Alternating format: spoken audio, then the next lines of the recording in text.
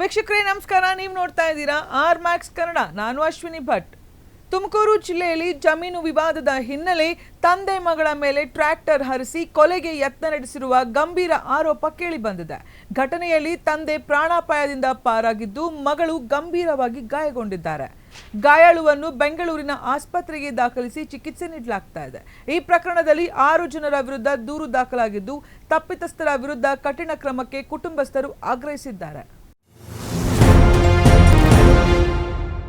ತುಮಕೂರು ಜಿಲ್ಲೆಯ ಚಿಕ್ಕನಾಯಕನಹಳ್ಳಿ ತಾಲೂಕಿನ ಹಂದನಕೆರೆ ಹೋಬಳಿಯ ಉಪ್ಪಿನಕಟ್ಟೆ ಗ್ರಾಮದಲ್ಲಿ ಜಮೀನು ವಿವಾದ ರಕ್ತಸಿಕ್ತ ತಿರುವು ಪಡೆದಿದೆ.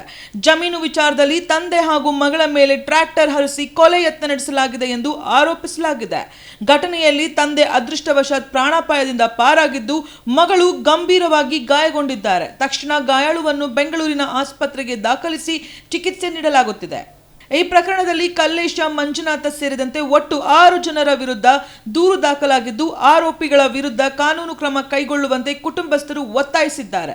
ಇದಲ್ಲದೆ ಕುಟುಂಬದ ಸದಸ್ಯರು ತಮ್ಮ ಜೀವಕ್ಕೂ ಅಪಾಯವಿದೆ ಎಂದು ಆರೋಪಿಸಿದ್ದು, ಸೂಕ್ತ ಪೊಲೀಸ್ ರಕ್ಷಣೆ ನೀಡುವಂತೆ ಮನವಿ ಮಾಡಿದ್ದಾರೆ. ಪ್ರಕರಣ ದಾಖಲಿಸಿಕೊಂಡಿರುವ ಪೊಲೀಸರು ಘಟನೆಗೆ ಸಂಬಂಧಿಸಿದಂತೆ ತನಿಖೆ ಮುಂದುವರೆಸಿದ್ದಾರೆ.